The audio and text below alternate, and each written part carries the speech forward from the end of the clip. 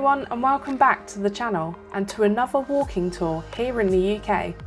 Our next explore takes us not far from our latest video at Rochester Castle, to a beautiful Elizabethan castle that stands on the north bank of the River Medway. Although it glorifies the name castle, Upnor is actually an artillery fort. Join us as we manage to wander the place alone and explore just what Upnor Castle's history is made of. Our first treat before entering the castle is walking along the stunning high street of Upnor. These houses are beautiful, and I can imagine in the summer this is the place to be. The tiny homes and stores along the cobbled road, all in all just a 200-metre walk, and what's great is the two traditional pubs on this high street, so it's a perfect place to stop in after visiting the fort for a pint or two in the stunning and quiet surroundings.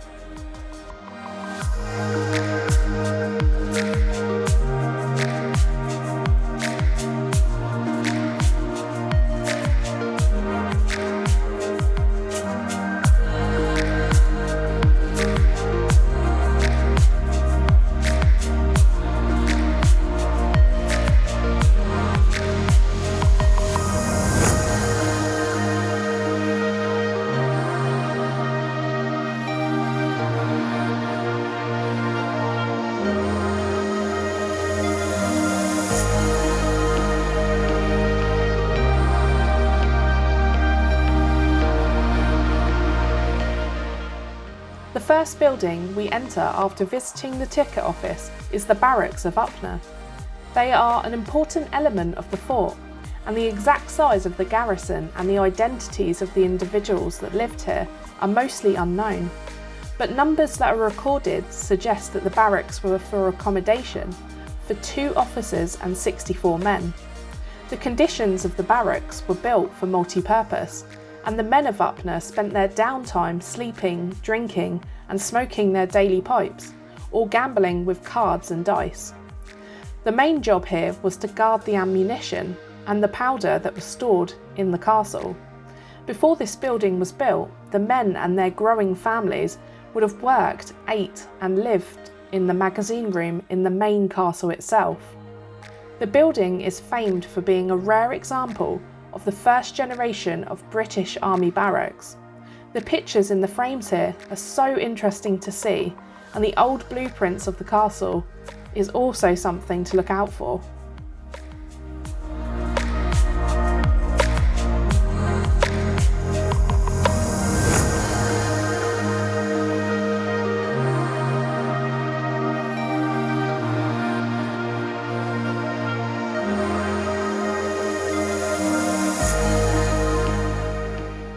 Whilst walking the empty rooms and reading the information, we learnt about what the soldiers would have eaten, and it's said that the soldiers here were in no means starving.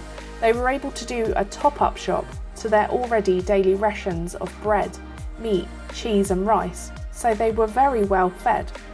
The officers here didn't make or cook their own meals. Instead, they would often visit the many local pubs along the high street.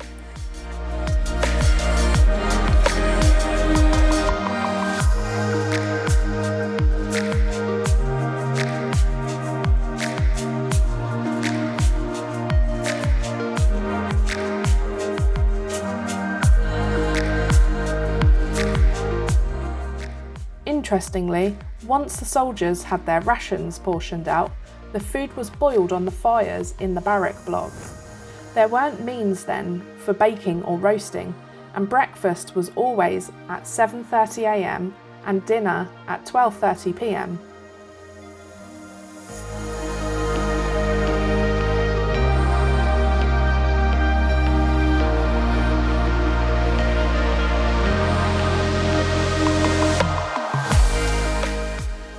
Whilst we take a walk up to the castle, let me tell you a little bit about its history. It was built in 1559 as a gun fort to defend the Medway and the royal dockyards here at Chatham. In that effort, the castle had proved ineffective. They allowed the Dutch to sail unobstructed towards Chatham and destroyed much of the fleet in 1667. Despite the landward defences, Upnor's primary role was to fire on enemy ships sailing up the Medway, and it was never intended to repel a direct attack. Each tower had gun emplacements on several levels, providing lines of fire over the river and flanking fire along the walls. The main guns were installed on the triangular water platform projecting into the river. The design of the castle is unusual, especially the bastion, but this reflects the experimental nature of military design and building at that time. Technological advance and the need to set up defences further after the raid by the Dutch meant that the need for Upnor's use as fortification was greatly reduced, so it was changed into a huge gunpowder magazine and soon became the largest in the country. One of my favourite things when visiting here was seeing the iconic Gatehouse passage. Originally, the Gatehouse was accessed via a drawbridge, and the brick additions were added around 1625, when the Gatehouse was rebuilt after a fire. Some of the rooms when we came here were locked, but inside them would have been storerooms, offices, and a room with a fireplace, where the officers or infantry soldiers would have been on guard duty.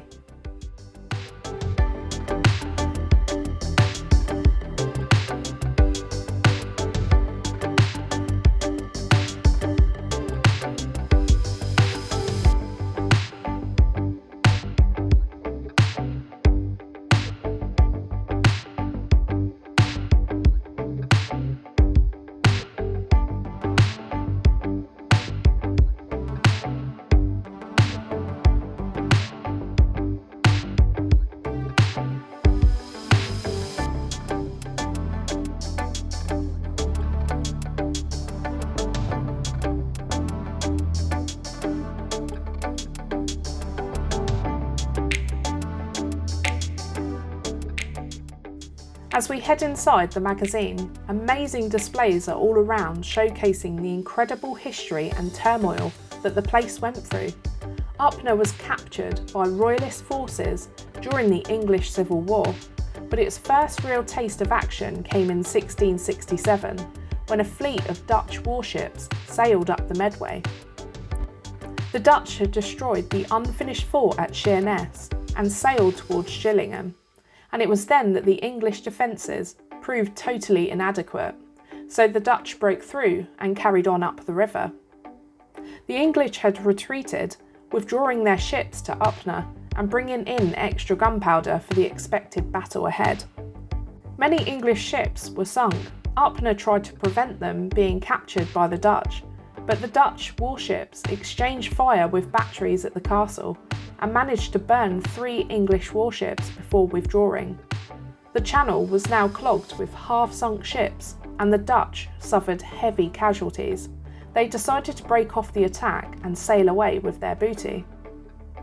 Unfortunately, Upnor failed in its mission to halt the Dutch because of one fatal flaw in its design, the water bastion that was shaped like the point of a star, which meant that only one side of the bastion faced upriver.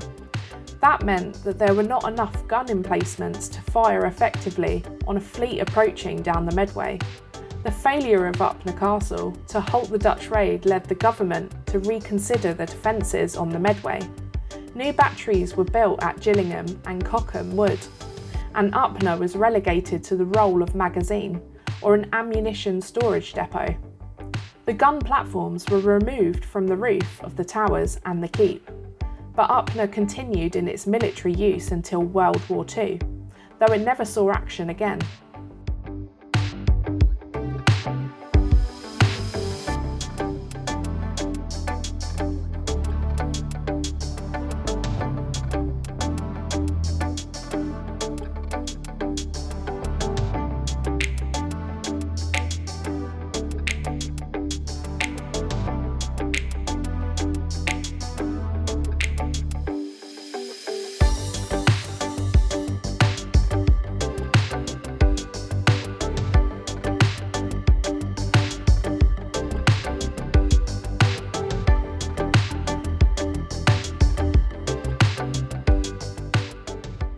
As we head around the magazine, hundreds of barrels of gunpowder were shipped here from the Tower of London Wharf, and in 1808 a purpose-built gunpowder magazine was designed to hold 10,000 barrels.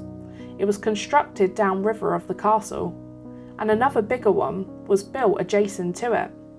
More of the buildings were added throughout the years for the filing of the bullet shells and the storing of gun cotton. Most of these were later demolished, but the first magazine remains standing, which is incredible to walk around, and they've put in displays to mimic the daily life of those men who lived and worked here.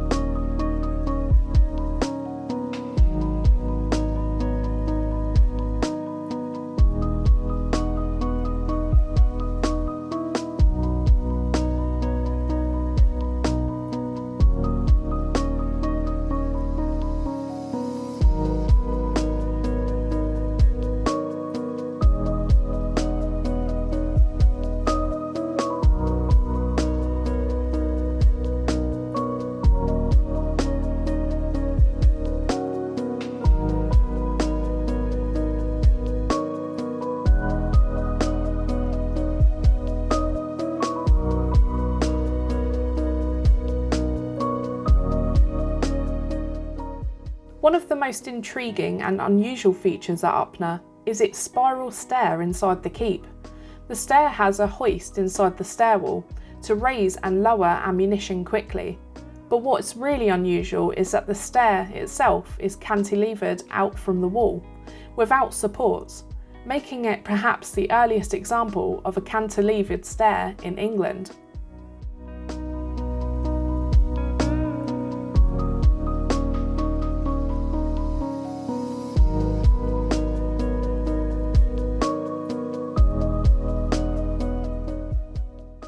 In 1559, the castle was built under the direction of Sir Richard Lee. Lee's design called for a stone keep defended by a pointed bastion jutting out into the river. The original castle was enlarged with a curtain wall on the landward side, defended by a ditch. Within the ditch was a large gatehouse, and a pair of towers were added, one on either side of the stone keep. And by 1564 it housed 23 of the fleet's largest ships. Elizabeth I established a naval dockyard at Fleet Anchorage at Chatham. This was to defend her warships at anchor in the reaches of the Medway, and Upnor was the answer.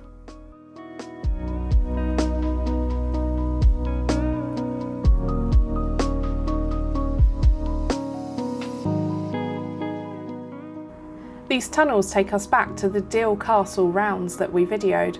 Check that one out if you haven't already. They were not as impressive, but it's interesting to imagine when, how and who used these to access the grounds. If you're interested in more forts and bunkers, then the area is surrounded with loads of different places, some accessible and some not, from the 1850s up to the Cold War. One to definitely check out if you can is the Grain Sea Fort. Unfortunately, the tide was coming in and we were not able to get there this time.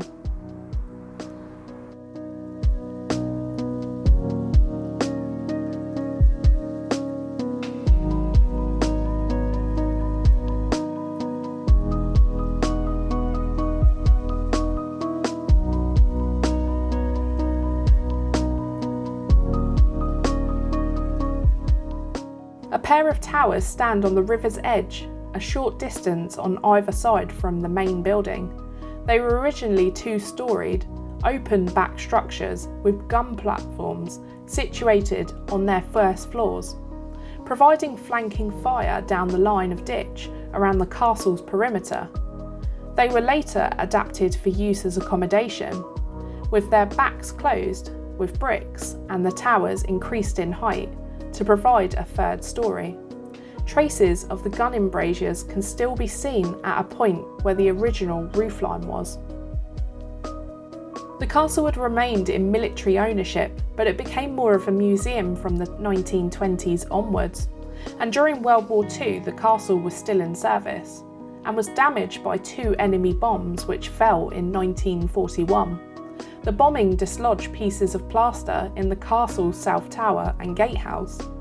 And what was discovered was old graffiti, including a drawing of a ship dated to around the 1700s.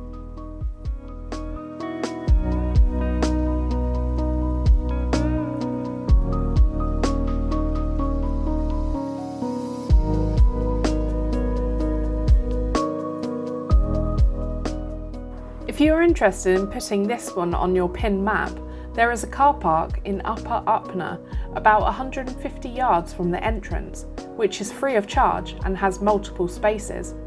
The castle is open from 10 AM to 6 PM from April to September, and from 10 AM to 4 PM in October. And the castle is closed from November to March. At the time we visited, there were a few repair jobs happening, but it did not affect the experience in any way. Disabled guests are able to park at the bottom of the cobbled road right next to the entrance for ease, but there are only 2 spaces at any time, and toilet facilities and also a tea room are available and are well maintained. So we really hope you've enjoyed our visit to Upnor Castle, and if you haven't already, please be sure to hit that like button, and why not consider subscribing to the channel if you haven't already. We'd like to say a huge thank you to our latest Patreon, Starry's Lost and Found. Please head over and check him out, and a big thank you so much for everyone for watching. Till next time.